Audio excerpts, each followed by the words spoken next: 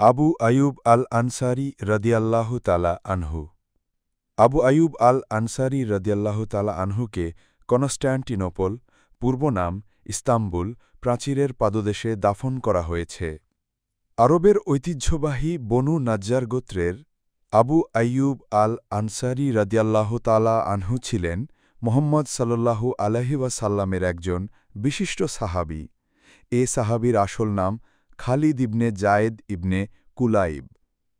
তার ডাকনাম ছিল আবু আয়ুব। কিন্তু রসুলে করিম সাল্লাল্লাহু আলাইহি ওয়াসাল্লাম এবং মুহাজিরদের সাহায্য সহযোগিতা দানের সর্বোচ্চ গৌরবে গৌরবান্বিত হওয়ার কারণে ইতিহাসে তিনি আনসারী নামে প্রসিদ্ধি লাভ করেন। মুসলিম বিশ্বে আবু আয়ুব আল আনসারী রাদিয়াল্লাহু তাআলা আনহু একটি বহুল পরিচিত নাম। এ প্রসিদ্ধ সাহাবীর নাম জানেন না এমন লোক অতি অল্পই আছে। রাসূলে করিম সাল্লাল্লাহু আলাইহি ওয়াসাল্লাম মক্কা থেকে হিজরত করে মদিনায় পৌঁছানোর পর আল্লাহ তাআলার ইশারায় আবু আয়ুব আল আনসারী রাদিয়াল্লাহু তাআলা আনহুর বাসগৃহকে নিজের অবস্থানের জন্যে বেছে নেন। আল্লাহ আবু আয়ুব আল আনসারী রাদিয়াল্লাহু তাআলা আনহুকে এভাবে সমর্থ বিশ্বে ব্যাপক পরিচিতি দান করেন এবং ইসলামী জগতে বিশেষভাবে স্মরণীয় করে রাখেন। আবু আয়ুব আল আনসারী রাদিয়াল্লাহু তাআলা আনহুর বাসগৃহে রাসূলে করিম সাল্লাল্লাহু আলাইহি ওয়াসাল্লামের অবতরণ ও অবস্থানের ঘটনা অত্যন্ত চমকপ্রদ ও আনন্দদায়ক। কুরাইশদের অত্যাচারে অতিষ্ঠ হয়ে রাসূলে করিম সাল্লাল্লাহু আলাইহি ওয়াসাল্লাম মক্কা থেকে হিজরত করে মদিনায় পৌঁছলে মদিনার অধিবাসীরা তাকে সর্বোচ্চ সম্মান শ্রদ্ধা প্রদর্শন ও মহানন্দে উষ্ণ সংবর্ধনা জ্ঞাপন করেন। রাসূলে করিম সাল্লাল্লাহু আলাইহি ওয়াসাল্লামের আগমন বার্তা পেয়ে মদিনাবাসী যেন তাদের একান্ত প্রিয়জনের সান্নিধ্য লাভের প্রত্যাশায় অধীর আগ্রহে তার শুভাগমনের প্রতীক্ষা করতে থাকে। এ উপলক্ষে নেতৃবর্গ স্ব বাসগৃহ সুসজ্জিত করে প্রবেশপথে দাঁড়িয়ে অপেক্ষা করছিলেন রাহমাতুল্লিল আলামিন মুহাম্মদ সাল্লাল্লাহু আলাইহি ওয়াসাল্লাম যেন তার গৃহকে নিজ অবস্থানের জন্যে বেছে নেন। কে তার বাসগৃহে রাসূলে করিম সাল্লাল্লাহু আলাইহি ওয়াসাল্লামকে পেয়ে ধন্য হবে এ নিয়ে তাদের মধ্যে চলছিল এক নীরব ও স্নায়ুবিক প্রতিযোগিতা। এদিকে রাসূলুল্লাহ সাল্লাল্লাহু আলাইহি ওয়াসাল্লাম সরাসরি মদিনায় না পৌঁছে অনেতিদূরের কুবা নামক স্থানে যাত্রাবিরতি করেন। কুবার মুসলমানদের অনুরোধে তিনি সেখানে ৪ দিন অবস্থান করেন। এ সময় তিনি সেখানে তাকওয়ার ভিত্তিতে প্রতিষ্ঠিত ইসলামের ইতিহাসের সর্বপ্রথম মসজিদ এই কুবা নির্মাণ করেন। এরপর রাসূলে করিম সাল্লাল্লাহু আলাইহি ওয়াসাল্লাম তাঁর উটনীর পিঠে সওয়ার হয়ে মদিনার উদ্দেশ্যে রওয়ানা হন। মদিনার নেতৃবর্গ ও সর্বস্তরের জনসাধারণ রাস্তায় সারিবদ্ধ হয়ে দাঁড়িয়ে রাসূলে করিম সাল্লাল্লাহু আলাইহি ওয়াসাল্লামকে খুশামদেদ জানান। সকলেরই প্রত্যাশা যে এ মহান নেতাকে অবস্থানের জন্যে স্বগৃহে পেয়ে নিজেদের ধন্য করবেন। কিন্তু তাঁকে বহনকারী উটনীকে একের পর এক নেতৃবৃন্দের গৃহ অতিক্রম করে সামনের দিকে অগ্রসর হতে দেখে প্রত্যেকেই এমনভাবে বিনয়ের সাথে অনুরোধ জানাচ্ছিলেন, ইয়া রসুল আল্লাহ, আমাদের এখানেই অবস্থান নিন।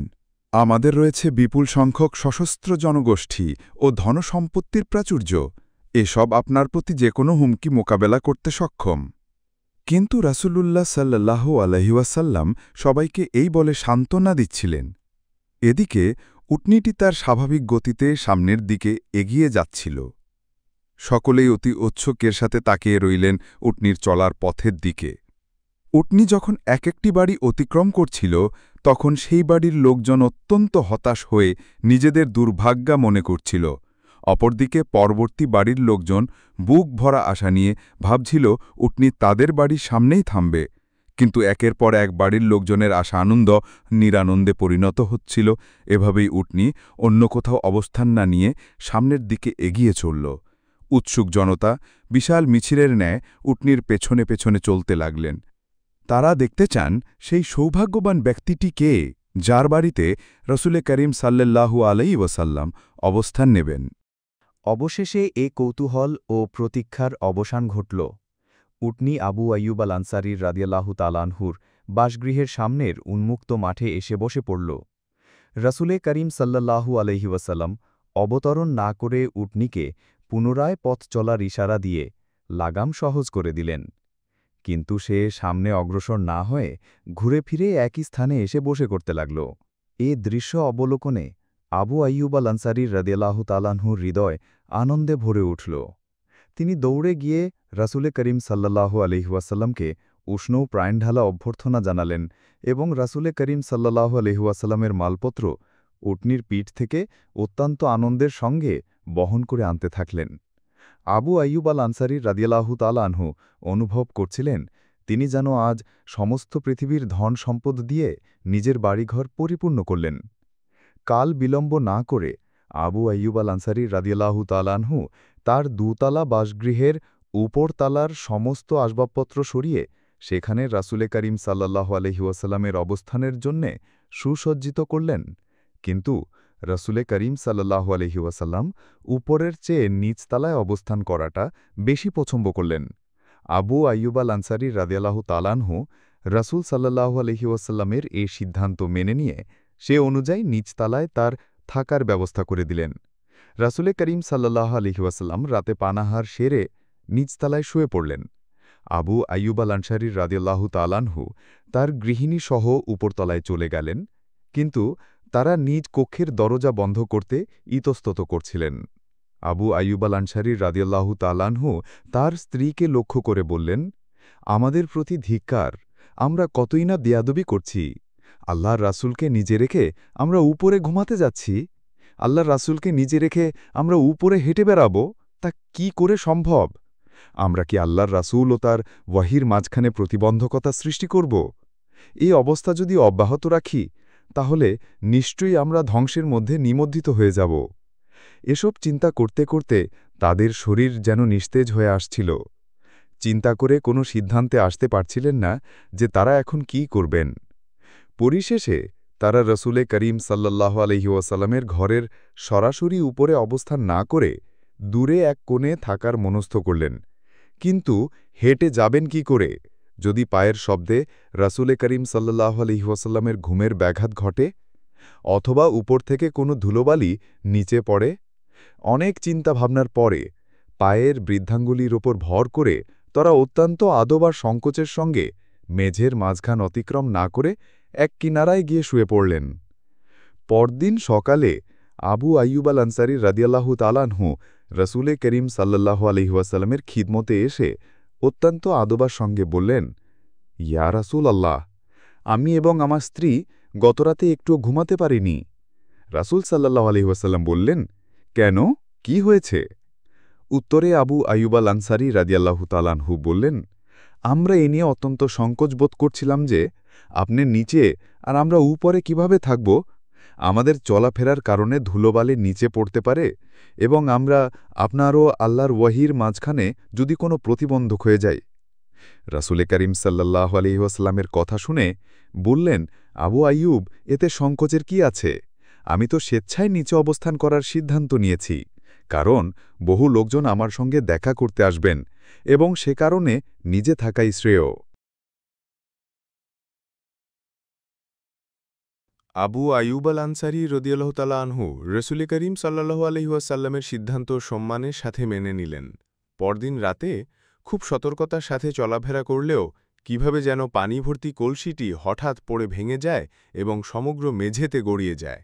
আবু আইয়ুব আল আনসারী রাদিয়াল্লাহু তাআলা আনহুর ভাষায়, একেই তো প্রচণ্ড শীতের রাত, এমত অবস্থায় আমি এবং আমার স্ত্রী আশঙ্কা করছিলাম যদি পানি গড়িয়ে নিচে পড়ে তাহলে রাসূল সাল্লাল্লাহু আলাইহি ওয়াসাল্লামের ঘুমের ব্যাঘাত ঘটে তার কষ্ট হতে পারে, অথচ তখন আমাদের ঘরে দ্রুত পানি নিষ্কাশনের জন্যে একমাত্র সম্বল আমাদের ব্যবহার্য কম্বলটি ছাড়া বিকল্প আর কোনো বস্ত্র নেই। অগত্যা রাসূল করিম সাল্লাল্লাহু আলাইহি ওয়াসাল্লামের চলাফেরার পথে যাতে পানি পড়তে না পারে সেজন্যে ওই কম্বলটি দিয়েই মেঝের পানি সম্পূর্ণভাবে মুছে ফেললাম। পরের দিন সকালে আমি পুনরায় রাসূল করিম সাল্লাল্লাহু আলাইহি ওয়াসাল্লামের খিদমতে হাজির হয়ে এই ঘটনার বর্ণনা দিয়ে বললাম, ইয়া রাসূলাল্লাহ, আমরা আপনার নির্দেশ পালনে সর্বাত্মক কুরবানি দিতে প্রস্তুত, কিন্তু আপনাকে নিচে রেখে আমাদের উপরে থাকাটা মানসিকভাবে কোনো মতেই মেনে নিতে পারছি না। এই বলে কলসি ভেঙে যাওয়ার ঘটনা বললাম। রাসূল সাল্লাল্লাহু আলাইহি ওয়াসাল্লাম আমাদের এবারে আবেদন গ্রহণ করলেন এবং তিনি উপরে অবস্থান নিলেন আর আমরা নিচে এসে হাঁপ ছেড়ে বাঁচলাম। আবু আইয়ুব আল আনসারি রাদিয়াল্লাহু তাআলা আনহুর বাড়ির সামনের সেই খোলা স্থানটি যেখানে রসুলে করিম সাল্লাল্লাহু আলাইহি ওয়াসাল্লামকে বহনকারী উটনী এসে বসে পড়েছিল, সেখানেই রসুলে করিম সাল্লাল্লাহু আলাইহি ওয়াসাল্লাম তৈরি করলেন ইসলামী রাষ্ট্রের প্রথম প্রাণকেন্দ্র মসজিদুন নববী। মহানবী সাল্লাল্লাহু আলাইহি ওয়াসাল্লামের অবস্থানের জন্যে মসজিদুন নববী সংলগ্ন হুজরাখানাসমূহের নির্মাণকাজ সমাপ্ত না হওয়ার পূর্ব পর্যন্ত দীর্ঘ ৭ মাস তিনি আবু আইয়ুব আল আনসারি রাদিয়াল্লাহু তাআলা আনহুর বাসগৃহে অবস্থান করেন। অতঃপর নির্মাণকাজ শেষ হলে রসুলে করিম সাল্লাল্লাহু আলাইহি ওয়াসাল্লাম তার হুজরায় চলে আসেন। এভাবে রসুলে করিম সাল্লাল্লাহু আলাইহি ওয়াসাল্লাম আবু আইয়ুব আল আনসারি রাদিয়াল্লাহু তাআলা আনহুর সর্বোত্তম প্রতিবেশীতে পরিণত হন এবং তাদের মাঝে মধুর ঘনিষ্ঠতা গড়ে ওঠে। আবু আইয়ুব আল আনসারি রাদিয়াল্লাহু তাআলা আনহু রসুলে করিম সাল্লাল্লাহু আলাইহি ওয়াসাল্লামকে প্রাণের চেয়েও বেশি ভালোবাসতেন এবং তার যে কোনো প্রয়োজনে তিনি দ্রুত এগিয়ে আসতেন। আর রসুলে করিম সাল্লাল্লাহু আলাইহি ওয়াসাল্লামও আবু আইয়ুব আল আনসারি রাদিয়াল্লাহু তাআলা আনহুকে অত্যন্ত ভালোবাসতেন এবং পারস্পরিক ব্যবহারের মাঝে কোনো লৌকিকতার ঝামেলা পছন্দ করতেন না। তিনি সবসময় আবু আইয়ুব আল আনসারি রাদিয়াল্লাহু তাআলা আনহুর বাড়িতে গিয়ে তার পরিবারের খোঁজখবর নিতেন। মনে হতো তারা সকলে একই পরিবারভুক্ত। ইবনে আব্বাস রাদিয়াল্লাহু তাআলা আনহু বর্ণনা করেন, একদা আবু বকর সিদ্দিক রাদিয়াল্লাহু তাআলা আনহু দুপুরের সময় অত্যন্ত ক্ষুধার্ত অবস্থায় মসজিদে নববীতে এসে ওমর ফারুক রাদিয়াল্লাহু তাআলা আনহুকে দেখতে পান।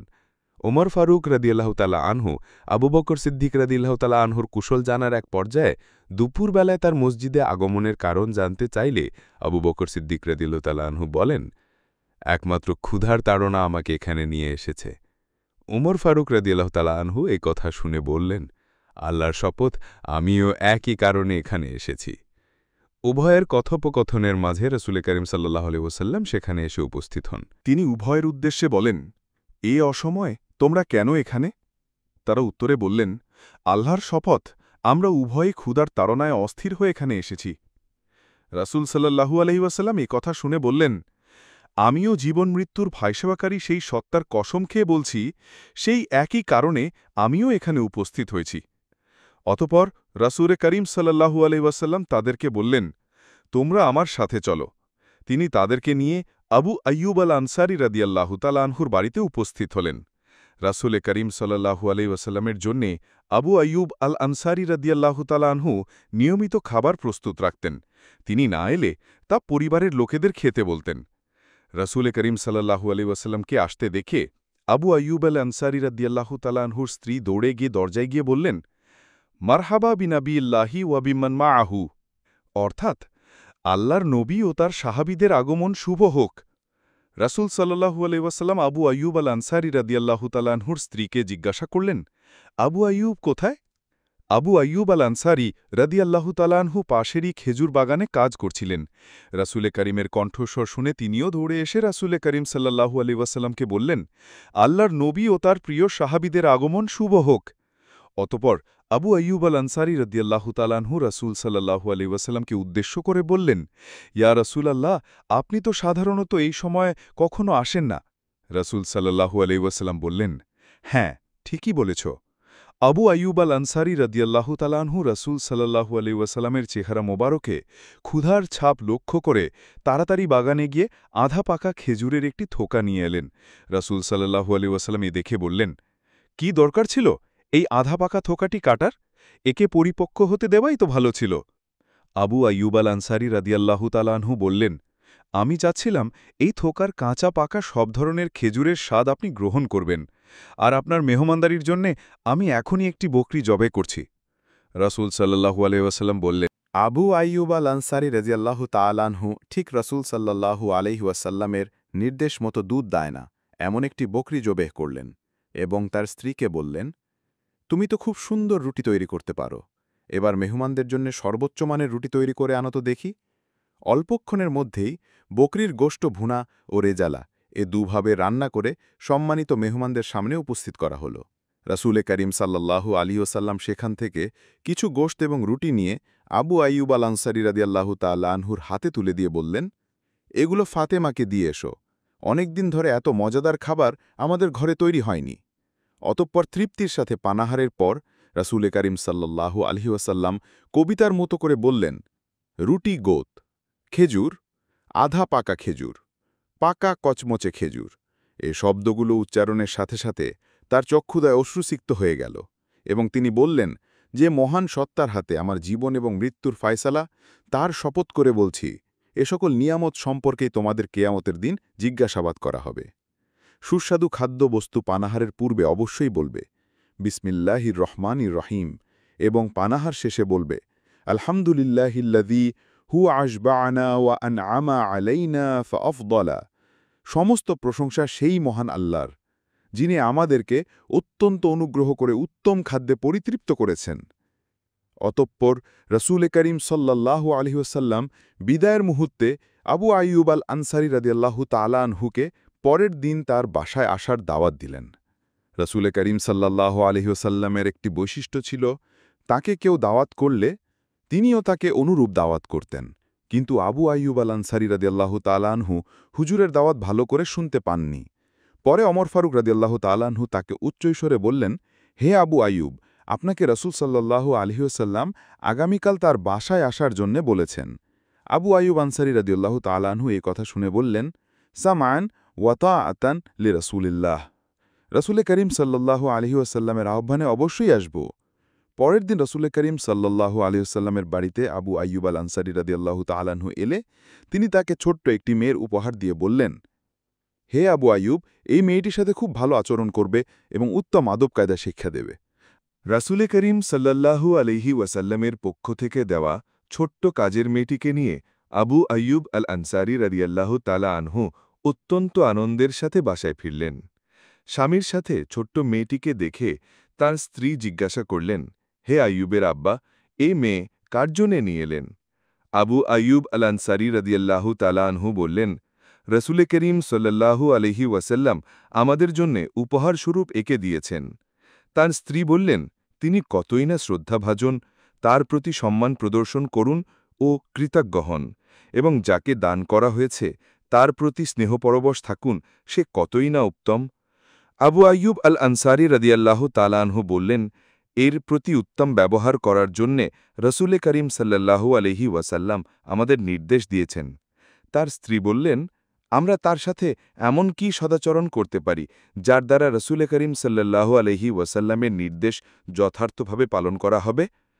আবু আইয়ুব আল আনসারী রাদিয়াল্লাহু তাআলা আনহু বললেন, আমি তো একে আজাদ করে দেওয়া ছাড়া অন্য কোনো বিকল্প পথ খুঁজে পাচ্ছি না।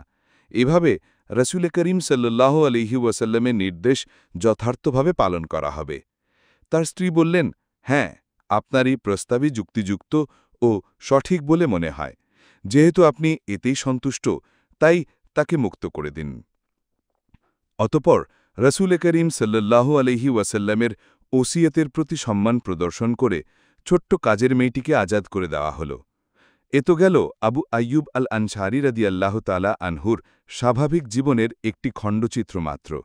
তার যুদ্ধকালীন জীবনের ঘটনাবলী আরও অধিক আকর্ষণীয় ও বৈচিত্র্যময়। আবু আইয়ুব আল আনসারী রাদিয়াল্লাহু তাআলা আনহু তার সমগ্র জীবনটাই আল্লাহর পথের একজন নিষ্ঠাবান সৈনিক হিসাবে অতিবাহিত করেছেন। তার ব্যাপারে বলা হয় যে রসুল করিম সাল্লাল্লাহু আলাইহি ওয়াসাল্লাম থেকে শুরু করে মুআবিয়া রাদিয়াল্লাহু তাআলা আনহু পর্যন্ত সুদীর্ঘ সময়ব্যাপী সমস্ত যুদ্ধেই তিনি অংশগ্রহণ করেছেন। শুধু ওইসব যুদ্ধের একটিতে মাত্র অংশগ্রহণ করতে পারেননি যেসব যুদ্ধ একই সময় দুস্থানে সংঘটিত হয়েছিল। তার জীবনের সর্বশেষ যুদ্ধ ছিল মুআবিয়া রাদিয়াল্লাহু তাআলা আনহুর ছেলে ইয়াজিদের নেতৃত্বে পরিচালিত কনস্টান্টিনোপলের পূর্ব নাম ইস্তাম্বুল বিজয়ের যুদ্ধ। এই সময় আবু আইয়ুব আল আনসারী রাদিয়াল্লাহু তাআলা আনহু ৮০ বছরের বৃদ্ধ। কনস্টান্টিনোপল বিজয়ের জন্যে সাধারণ সৈনিক হিসাবে ইয়াজিদের নেতৃত্বে যুদ্ধে অংশগ্রহণের জন্যে আবু আইয়ুব আল আনসারী রাদিয়াল্লাহু তাআলা আনহুর বিপুল উৎসাহ ও উদ্দীপনার কারণে বয়সের আধিক্য সত্ত্বেও তাকে বিরত রাখা সম্ভব হয়নি। বিক্ষুব্ধ সমুদ্রের উত্তাল তরঙ্গমালা বিদীর্ণ করে তিনি কনস্টান্টিনোপল, পূর্বনাম ইস্তাম্বুল বিজয়ে যাবেন, এটাই ছিল তার এই প্রবল আকাঙ্ক্ষার মূল কারণ। সমুদ্রপথে কিছুদূর অতিক্রম করতে না করতে তিনি হঠাৎ অসুস্থ হয়ে পড়লেন। দুশমনদের ওপর উন্মুক্ত তরবারি নিয়ে দুর্বার গতিতে ঝাঁপিয়ে পড়ার আকাঙ্ক্ষা যেন তার স্থিমিত হয়ে এল। এই অসুস্থতা ক্রমশই বৃদ্ধি পেয়ে যুদ্ধ এবং তার মাঝে প্রবল অন্তরায় সৃষ্টি করল। সেনাপতি ইয়াজিদ তাকে সেবা শুশ্রূষার জন্যে এসে জিজ্ঞাসা করলেন, হে আবু আইয়ুব আল আনসারী, আল্লাহ আপনার প্রতি সন্তুষ্ট হন, আমাদের উদ্দেশ্যে আপনার শেষ ওসিয়ত বলুন।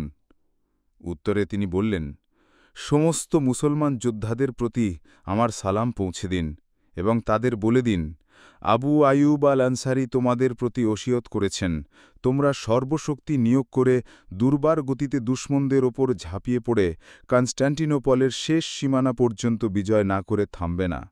তাদের এও বলে দিন, আমি যদি ইন্তেকাল করি তাহলে তারা যেন আমার লাশকে সমুদ্রবক্ষে নিক্ষেপ না করে তাদের সাথে বহন করে নিয়ে যায় এবং কনস্ট্যান্টিনোপলের প্রাচীরের পাদদেশে দাফন করে।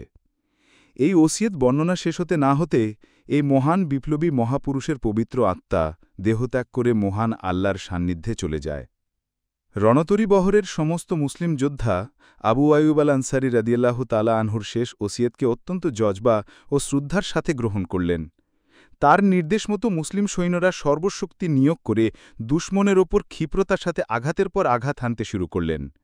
এ প্রচণ্ড আঘাতে দুশমনরা পিছু হটতে লাগল, আর মুসলমান সৈন্যরা আবু আইয়ুব আল আনসারী রাদিয়াল্লাহু তাআলা আনহুর লাশকে বহন করে বিজয়ীর বেশে কনস্ট্যান্টিনোপলে গিয়ে পৌঁছলেন। আবু আইয়ুব আল আনসারী রাদিয়াল্লাহু তাআলা আনহুর শেষ ওসিয়ত অনুযায়ী তাকে কনস্ট্যান্টিনোপল বা ইস্তাম্বুলের প্রাচীরের পাদদেশে দাফন করা হল। ইসলামের বীর মুজাহিদ আবু আইয়ুব আল আনসারী রাদিয়াল্লাহু তাআলা আনহুর প্রতি আল্লাহর অফুরন্ত রাহমাত বর্ষিত হোক। ৮০ বছরের বার্ধক্য যাকে আল্লাহর পথে জিহাদে অংশগ্রহণে বিরত রাখতে পারেনি, তিনি বিছানায় শুয়ে মৃত্যুবরণ করার চেয়ে অশ্বপৃষ্ঠকে মৃত্যুবরণকে শ্রেষ্ঠ মনে করতেন। তিনি এই জিহাদের কাফেলার রণতরীতে মৃত্যুবরণ করে চিরদিনের জন্যে জিহাদি জজবার উজ্জ্বল দৃষ্টান্ত স্থাপন করে গেছেন। ঈমানী চেতনায় দীপ্ত এই মহান সাহাবীর উপর আল্লাহর রহমত নাজিল করুন এবং তার কবরকে জান্নাতের টুকরায় পরিণত করে দিন। আমিন।